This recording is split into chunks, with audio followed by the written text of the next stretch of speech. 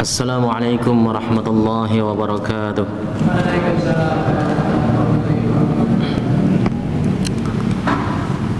Alhamdulillahilladzi hadana lihadza wa ma kunna linahtadiya laula an hadana Allah. Asyhadu an la ilaha illallah wahdahu la syarika lah wa asyhadu anna Muhammadan abduhu wa rasuluh.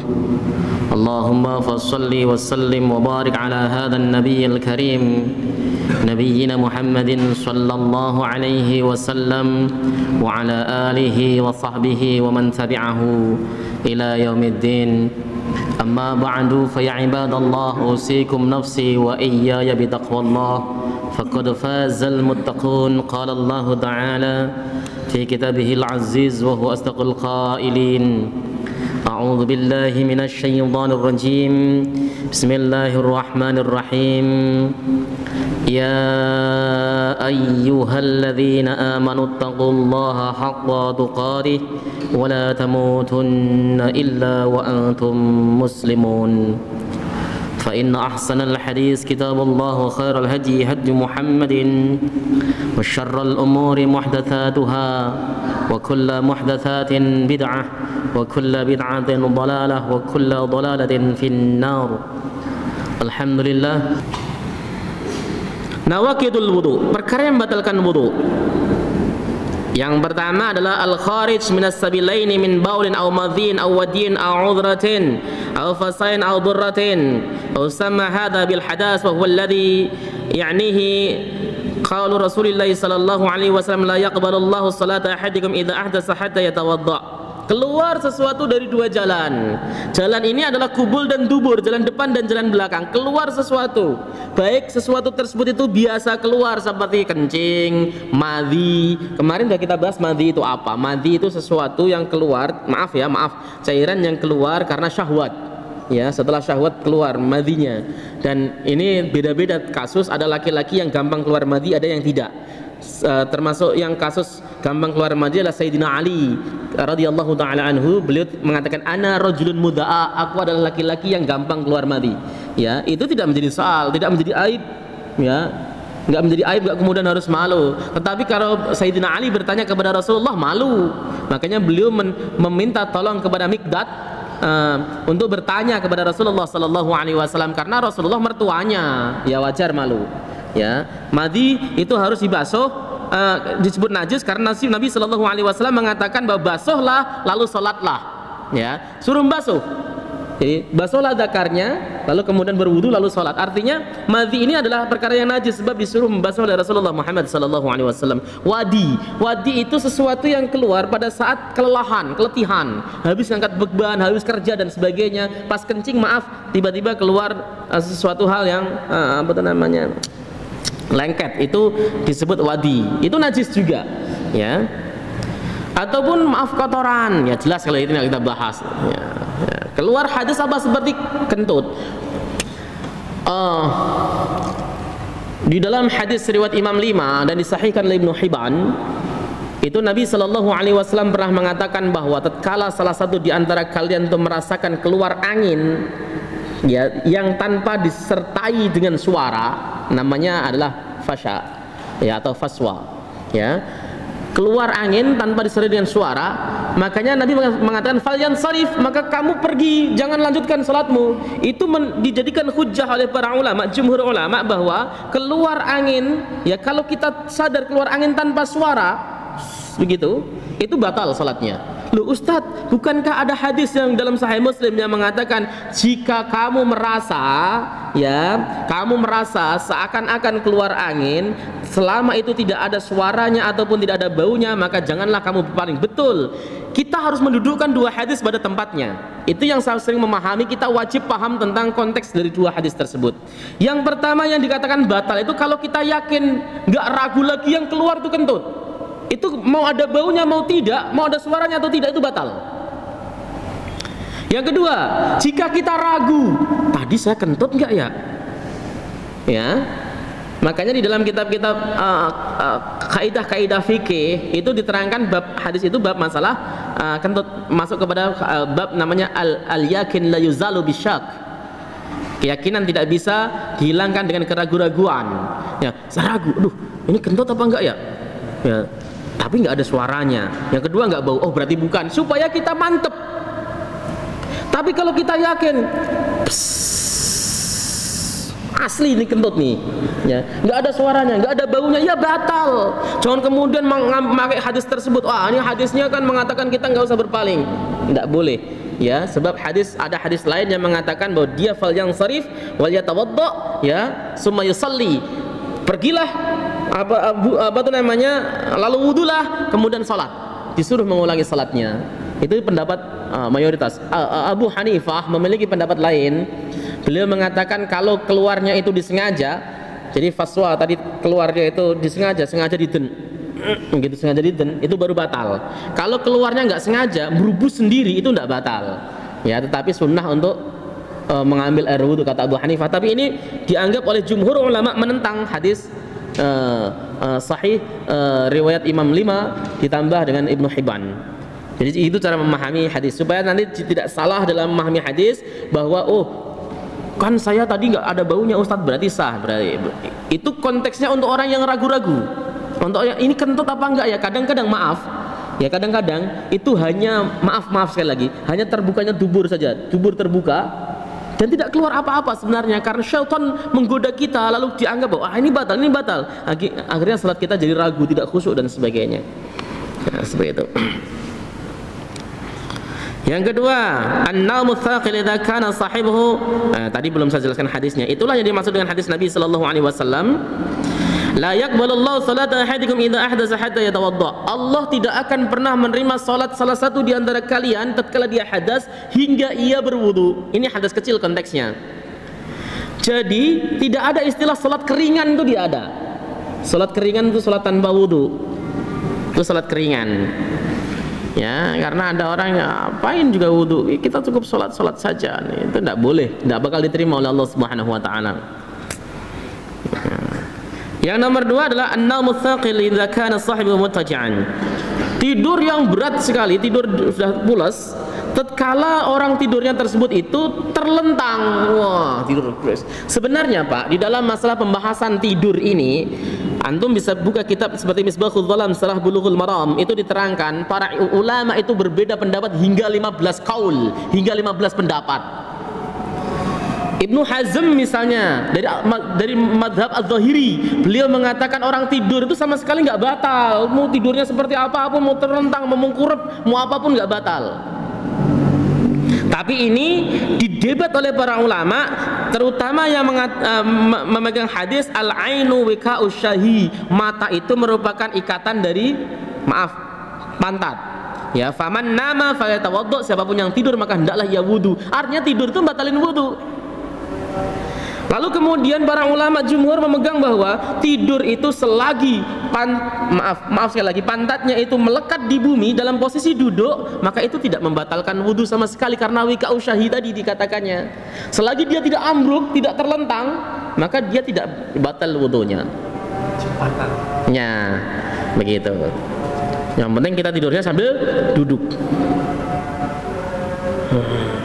Memang paling enak itu kalau pas dengerin khutbah ya. Ya, Jumatan. Kenapa faktor? Karena apa? Orang dengerin khutbah itu kayak khutbah itu nina bobok gitu. Kayak seakan-akan ayo tidur.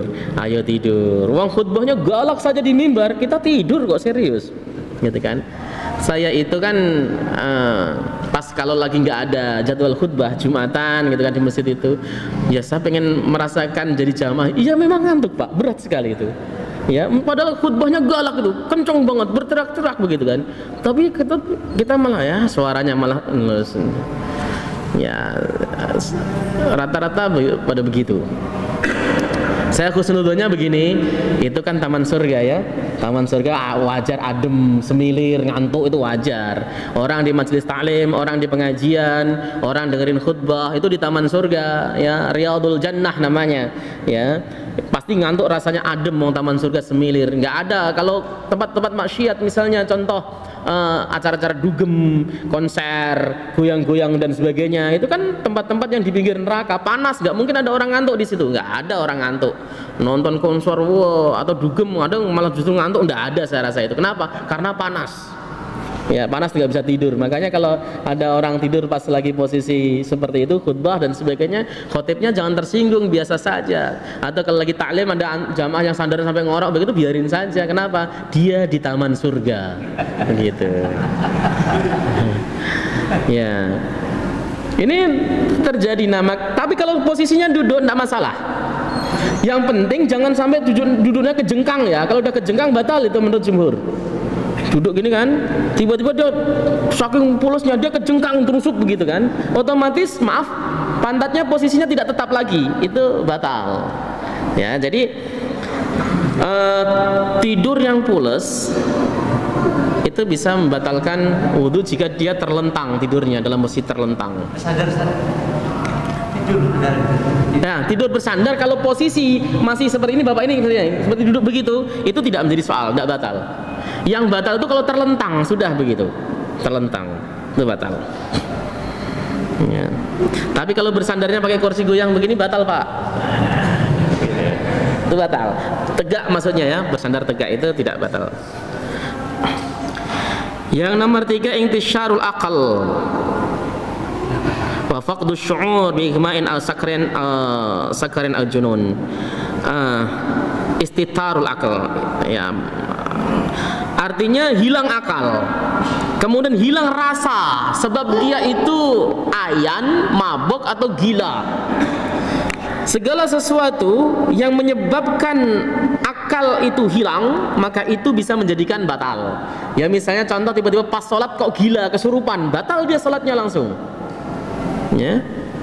Pas lagi dia punya wudhu, ya dalam keadaan wudhu, tiba-tiba dia ayan, kelep, epilepsi gitu kan, dia batal wudhunya langsung karena dia sudah hilang akalnya. Dalam posisi hilang akal, itu membatalkan wudhu. Beda dengan masalah saum puasa, dibeda-bedakan. Kalau ada orang puasa dia gila, meskipun gilanya cuma setengah jam atau seperempat jam, tapi dia gila, maka puasanya batal. Tapi kalau dia ayan, dia tidak batal puasanya. Misalnya contoh, dia ada orang lagi sahur, kemudian sholat subuh, habis sholat subuh dia ayan, tuh kelepek. Orang ayan kan kayak orang yang sekarat begitu, gitu kan. Hingga 5 menit menjelang buka, dia baru sadar, itu puasanya sah. Kalau ayan, ya. Tapi kalau orang gila, begitu gila setengah jam, itu batal. Itu bedanya. Nah, tapi kalau wudhu, mau sebentar, mau lama ayan, mabok dan sebagainya, itu wudhunya batal karena dia adalah hilang akal. Bismillahirrahmanirrahim. Tadi sudah sampai kepada yang ketiga. Yang keempat adalah massudz dzakari bi batinil kaffi wal asabi'. Liqaulihi sallallahu alaihi wasallam man massa dzakarahu fala yusalli hatta yatawadda'a. Memegang kemaluan laki-laki dengan batin. Batin itu adalah telapak tangan yang dalam, ya, besar atau kecil, anak kecil atau sama saja, semuanya sama, ya, atau dengan jari-jarinya, ya. Ini batal wudunya berdasarkan sabda Nabi sallallahu alaihi wasallam, siapapun orang yang memegang zakarnya maka janganlah ia salat sehingga dia berwudu. Jadi itu sudah jelas, para ulama ittifaq, tidak ada satupun yang berselisih tentang masalah itu. Yang nomor 5 adalah ar-riddatu murtad. Orang murtad itu bisa batal wudunya. Kayyakula kalimat al-kufur, seperti orang mengatakan kalimat kufur. Jadi murtad itu ada yang murtad sebab i'tiqad, keyakinan, ada murtad sebab qaul atau ucapan, ada murtad sebab fi'al atau perbuatan. Jadi ada kalanya orang murtad itu sebab keyakinan, i'tiqad, keyakinan. Misalnya menganggap bahwa agama lain selain Islam itu benar, itu baik, itu lebih baik daripada Islam, itu murtad secara i'tiqad. Ya.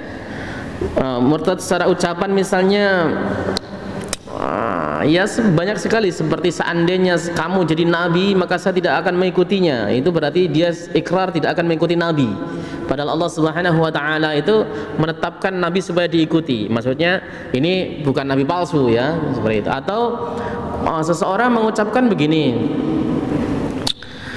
buat apa sih puasa segala, puasa Ramadan maksudnya, buat apa sih capek-capek ya, mending kita makan supaya badan kita sehat ya. Kalau puasa ndak ada untungnya buat kita, itu kan hanya sekedar kita dibodohin sama Nabi Muhammad saja misalnya, itu kafir secara kauli. Ada yang ngomong begitu Pak, ada, saya pernah dengar langsung, sampai saya pernah ngomong, kalau ini bukan apa itu namanya, Anda itu bukan teman saya penggal kepala Anda gitu kan. Tapi alhamdulillah taubat, sekarang sudah jadi orang Islam yang baik. Asli rumahnya itu samping masjid, padahal samping masjid itu dulu kalau ngomong begitu tuh, ngapain pada puasa pada salat, ya akalin sama Muhammad doang gitu kan. Itu sudah membuat kita marah, karena itu ucapan-ucapan sudah penghinaan dan dia harus dipenggal kepalanya. Cuman dengan dakwah intensif, pendekatan secara persuasif, dia alhamdulillah taubat. Ketika taubat dia langsung ikrar, besok saya yang paling pertama azan. Silahkan azan beneran dia. Tapi azannya kebalik-balik ya. Ketika baca asyhadu an la ilaha illallah wallahu akbar gitu lagi ya. Tapi alhamdulillah dia Islamnya baik, rajin jamaahnya sekarang itu ya. Mungkin dia dapat hidayah dari Allah. Saya lebih suka yang begitu dibanding dengan yang asalnya Islamnya baik tiba-tiba jadi penghujat agama begitu ya. Alhamdulillah dia dosa-dosa yang telah lalu diampuni oleh Allah Subhanahu wa taala ya. Di dalam Quran mengatakan kullil ladzina kafaru iyantahu yughfar lahum ma qad salaf. Katakan wahai Nabi Muhammad, lil ladzina kafaru, kepada orang-orang kafir, iyantahu, kalau dia berhenti dari kekafirannya ya, yughfar lahum ma qad salaf, maka diampuni dosa-dosanya yang telah lalu. Itu kemurahan Allah Subhanahu wa taala. Jadi riddah itu membatalkan Islam jelas. Ada riddah yang bil fi'li, murtad dengan perbuatannya, seperti sujud kepada berhala. Ya, bukan hanya kepada berhala, kepada manusia sekalipun kalau sujudnya adalah dalam rangka mengagungkan, itu bisa menjadikan kafir. Bahkan di dalam kitab Kifayatul Ahyar itu termasuk mengiringi Al-Qur'an dengan musik, itu bisa menyebabkan seseorang kafir. Termasuk apa itu namanya, menertawakan atau istihza, menertawakan Al-Quran, itu termasuk. Jadi ada orang mengiringi Quran dengan musik, musik dulu baru kemudian dia bacain Quran, itu bisa jadi musyrik ya, murtad, maksudnya murtad bil fi'li. Dulu itu ada ya, kalau nggak keliru ya, penyanyi yang mengiringi musik lagu surat Ar-Rahman. Ar-Rahman 'allamal Qur'an khalaqal insan 'allamahul bayan, tapi sambil diiringi gitar dan sebagainya gitu. Itu bisa menjadikan dia riddah. Lihat Kifayatul Ahyar bab riddah, nanti akan ditemukan bab itu. Ya. Jadi murtad itu membatalkan wudu.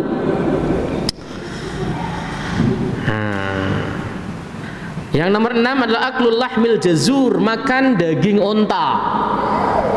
Ya, makan daging onta, karena Nabi mengatakan kepada salah satu sahabat, anatawaddau min luhumil ghanam, apakah saya harus wudu karena saya harus setelah makan daging kambing?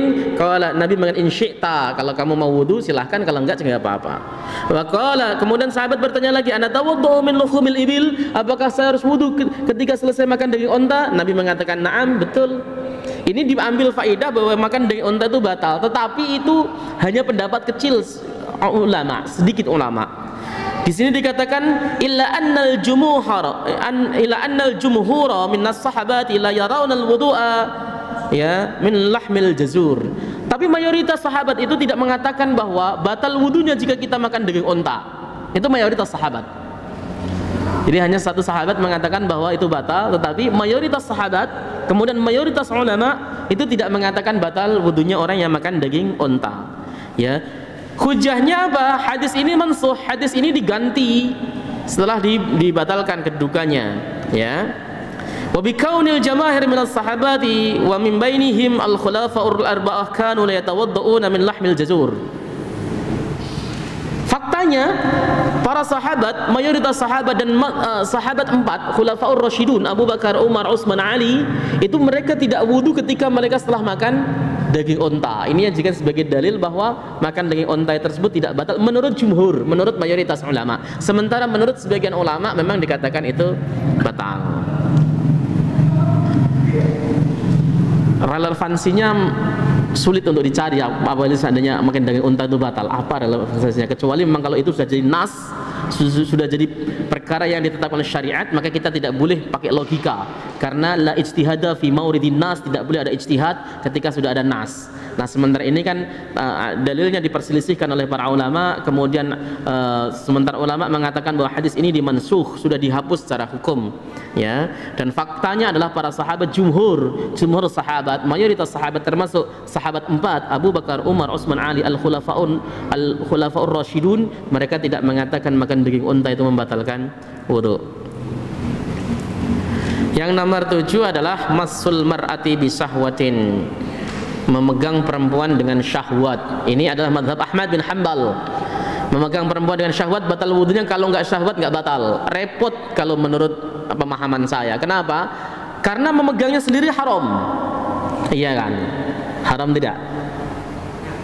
Iya, haram kalau perempuan lain, kalau bukan mahram. Ya, memegangnya dengan syahwat itu batal. Kalau tidak dengan syahwat itu tidak batal. Adalah mazhabnya Ahmad bin Hanbal mengatakan demikian. Tapi batasannya akan sulit. Kenapa? Ketika kita asalnya tidak syahwat misalnya, begitu bersentuhan tangan, taruhlah dengan istrinya. Ya, kalau mazhab Ahmad memang kemarin sudah saya jelaskan itu tidak batal. Istrinya syahwat ataupun tidak batal kalau Ahmad bin Hanbal tuh. Ini perempuan lain, mar'ah ini perempuan lain. Misalnya taruhlah asalnya dia tidak syahwat, teman kerjanya, begitu salaman ceklek, karena tangannya halus jadi syahwat. Bagaimana cara menghentikannya? Dicabut, sudah terlanjur syahwat, batal. Iya toh? Makanya paling selamat adalah ikut pendapat yang mengatakan batal bersentuhan dengan perempuan lain, syahwat ataupun tidak syahwat sama batal. Ya. Dan juga haram. Begitu. Saya rasa begitu.